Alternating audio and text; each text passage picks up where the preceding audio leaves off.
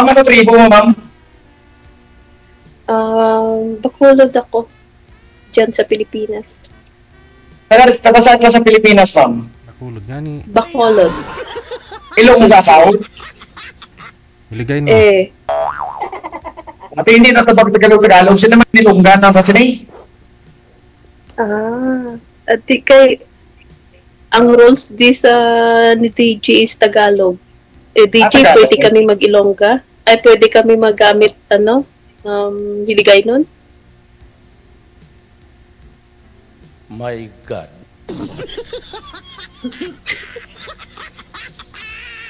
Pero Dumaguete ako pinanganak. Diyan lang kami nakatira sa Bacolod. Actually, ma'am, taga Mindanao ako. Sabi kasi dito sa Pinas. Ba't kayo sumali dito? Ilan taon na? 42. 42? Single or byuda or else? Disgrasyada. Charot. Hindi naman ganun. Sad story. Sa bagay. Kumusta rin ang buhay abroad, ma'am? Eto, masaya na mahirap. Siyempre masaya dahil nasusuportahan yung anak mo, di ba? Mahirap dahil malayo ka. Ganun lang. Ilan po anak niyo, ma'am? Isa. Pero talaga, ma'am, pag dyan kasi sa ibang bansa, sipag at tiyaga lang ang kapital natin dyan. Okay. Nag-iisa pa yung anak ninyo, ma'am. Anak po ninyo yan sa boyfriend nyo dati? Hindi po kayo nag-live-in nun? Ang totoo, na kami, kumbaga, ang tawag doon sa Tagalog, yung, yung namanhika na ba? Kumbaga, meron ng, paano, naalala niyo yung, ayokong maiyak dito. Alala yung first love niya. Yung sumabog yung barko, napasama siya doon kasi inter pa siya noon. Seaman siya eh.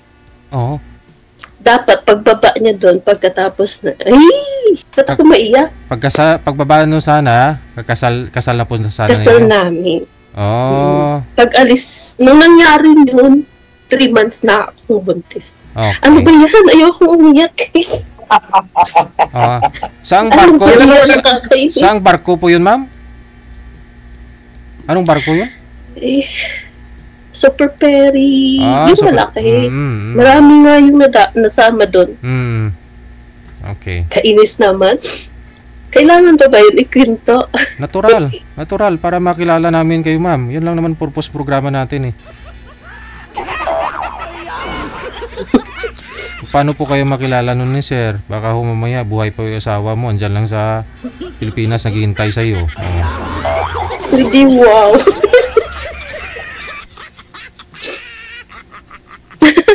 Ano yun, multo lang.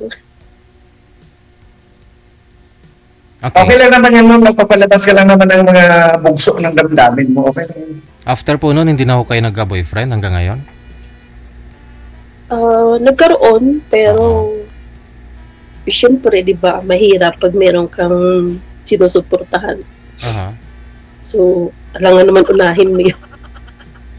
Nagkaroon, pero hindi siguro hindi ko swerte. Sabi nila, malas ako doon. Malas ako sa pag-aasawa.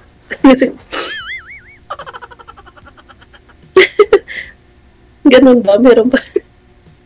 Basta, yun ang sabi. Kasi tuwing yung may matanda sa amin na yung nagre-reading ng kamay, sabi malas nga daw ako. Pero sabi niya, bandang huli meron din naman.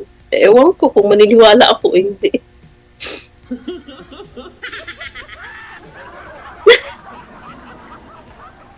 Naniwala ko ba kayo, ma'am, sa guhit ng palad? Siguro, hindi ko alam. Si mama ko naniniwala eh. Pag yan daw ang guhit ng palad mo, di yun. Ewan ko. Hindi ko alam. Pero maniwala ka rin po ba, ma'am, sa kasabihang kapalaran pag hinahanap mo, hindi mo matatagpuan, pero kusang nalapit ng di mo alam? Oo. Totoo naman yun. Kasi kahit anong iwas mo, kung kapalaran mo yan, darating din talaga sa buhay mo. Diba? Yan talaga ang buhay lang. Ano lang, magpakatatagalan. At saka, ano lang, kumbaga laban lang. Taga saan po kayo sa atin? Actually, mga kaliwatan ko, taga Leon, Iloilo, pero kami, dire ako sa tao sa Mindanao. Sukalo. Asan po kayo ngayon? Dito sa sa area ng North Cotabato. Oo, layuan mo ah. Paano Diyan niyo po, kayo ngayon? paano yun sir, nung sumali kayo yung una? Sabi niyo, wala kayong time, busy kayo, kaya hindi niyo po chinat? O ano pong rason, ba't hindi niyo kinuntak? O hindi mo type? Siguro, sir, unang-una, sir, medyo may mga may mga bagay lang, sir, na hindi ko ma-explain. Pero sa ngayon, siguro, sir, parang pwede na. Pwede na. May time ka na.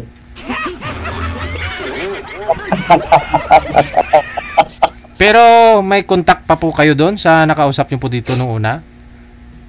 Negative na, sir. Negative, sir. Wala na. Wala, sir. Kumbaga sumali na kayo dito. May nakilala na po kayo. Dati-dati na pinakilala si sir sa akin. Pero kumbaga ma'am, parang hindi kami magka-frequency, ma'am ba? Kumbaga parang negative, yung... Huwag mo akong tawaging, ma'am. Diyos me. Hindi naman ako teacher dyan. Okay. Hindi, wala naman kasi. Ang pag-alap kasi sa isang tao, ma'am, hindi naman yan totally teacher ka o anong klase ng trabaho ka. Pag babae, ma'am. Okay. Sige. Ilang taon na po kayo? Yung mga teacher nga ngayon, tawag sa kanila, hindi na ma'am, teacher na talaga eh. Ilang taon na po kayo? Actually, may na po, may edad-edad. Ang tagal. Babawasan niyo pa? Ano yan? Hindi, ahit lang ako sa iyo ng konti, ma'am. Di ba 42 ka? 45 ako.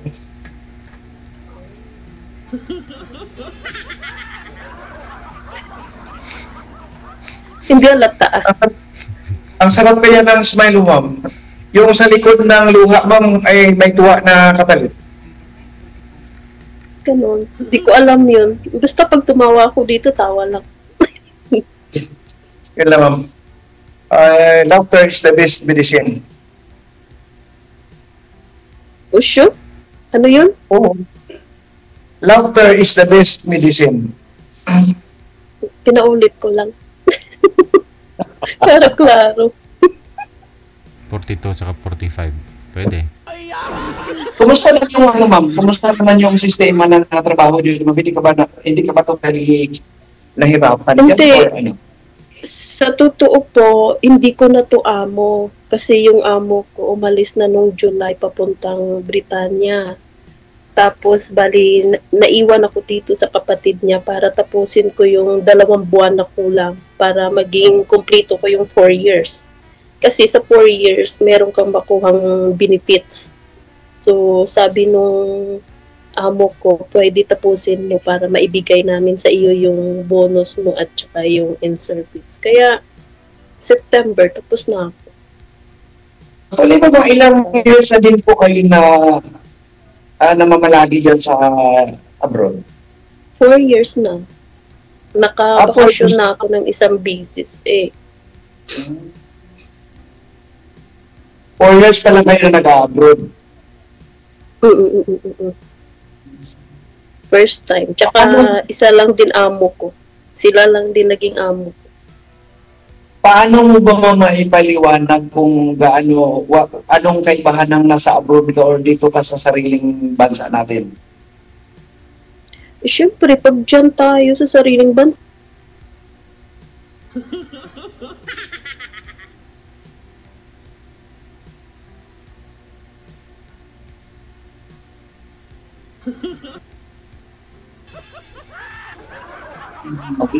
Tumawag na.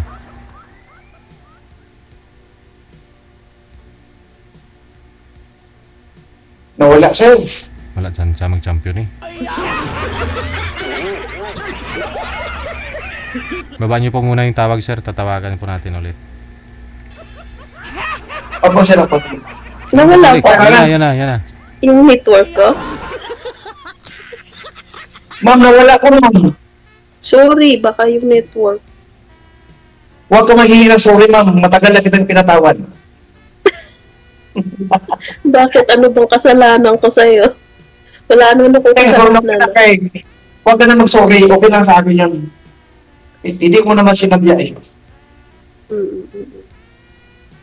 Ano ba yun? Ano ba yung tanong? Available po kayo sa ngayon. Ano? Available po kayo sa ngayon. Anong klaseng available? Ngayong oras na to? Wala akong trabaho. Maya-maya meron. Hindi po, pagdating sa larangan ng pag-ibig ba, may boyfriend ba kayo? Ay, Mia. 100%. Okay, ma'am. Natin siguro lang. Bakit sa pag-uwi ko, susunduin mo ako? Ikaw magsusundo sa airport? Bilis naman, ma'am. Pag-usapan muna natin. Hindi. Eh, bakit ba? Baka nasa teenager pa ba tayo? Alam mo kasi, hindi tayo pwede padalos-dalos. Baka aswang ako no? Hindi naman. Mostly kasi ngayon, ma'am, bawat hakbang na sila gagawin natin, kailangan andun yung risk assessment ba? What if, di ba? Much better na mapag-usapan natin kung ano talagang pinaka-the best. Huwag kang galaw ng galaw, naduduling ako. Upuan mo kasi pa, ikot-ikot pa mo. Kaya nga, ilagay mo yung lock. Kasi pag nagsalita kang ganon, nakatingin ako sa'yo, gaganon-ganon din ako. Kaya bumabahilo ako. Sorry, ma'am. Huwag ka mag-sorry. Balik ka na. Ano? Hindi, ganyan lang talaga ako, napaka-prangka. Kaya yung mga naniligaw sa akin, tinatapat ko agad. Ano bang pakay mo? Yung mga ganun ba? Ayoko nang paligoy-ligoy na mag-waste time ka. Pero alam mo, ma'am, napakasaya ko ngayon. Eh, bakit ka masaya? Mukha ba akong clown? Hindi, nakapagpapatawa ko ng isang katulad mo. Lagi naman ako nakatawa dito kasi maraming bata dito.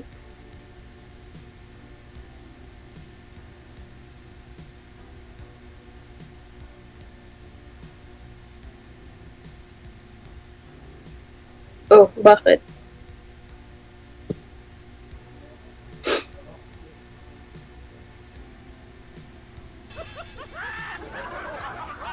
Ano yun? Oh, shoot. Parang naano ako ba? Parang naubusan ako ng tanong. Naubusan ka? Ako naman, nag-aantay ako ng tanong mo. Walang ano ba nun? If in case pa naman ligaw ako, pwede ba? Siguraduhin mo lang, wala kang sabit. Kasi ayokong makipag-away. Dati kasi may naligaw sa akin, yung pala may asawa, naku. Nagulat ako, may asawa, kaya nadala ako. Ano, nadala ka? Hindi na, Madam! Ay.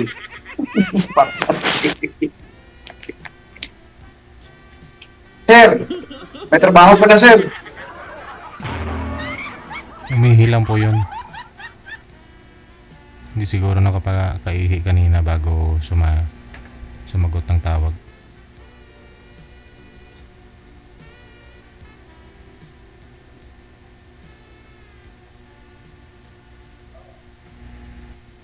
Daming ihi ah.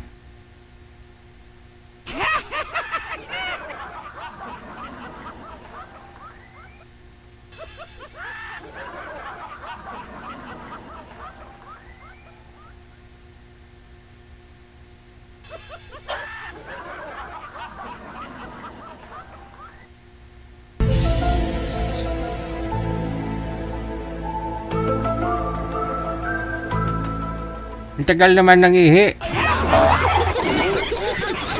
Tinawag niya, sir. Alibay niya lang po yun. Wala naman akong narinig na tinawag siya.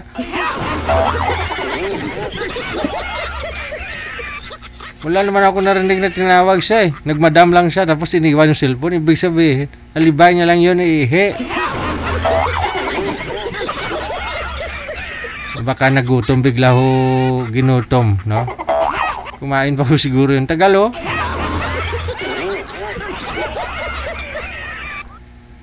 Hala. Madam! Masadya talaga ito. I-PM mo na lang sa sir ha. Kasi tagal bago hindi pa rin natapos oh. Sige sir, salamat sir. Thank you. I-PM mo na sir ha. Huwag mo sabihin na wala ka namang time.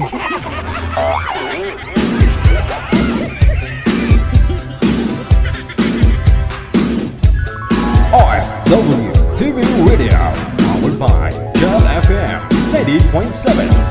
Pero naman talaga pag hindi mo gusto, hindi wag mo i-PM, wag mo i-chat, di ba? Pa-line up ka po ulit. Oh, 'yan po 'yung nangyari, no? Doon po sa unang kausap ni Sir dito, hindi sila magkasundo. Siguro hindi niya type.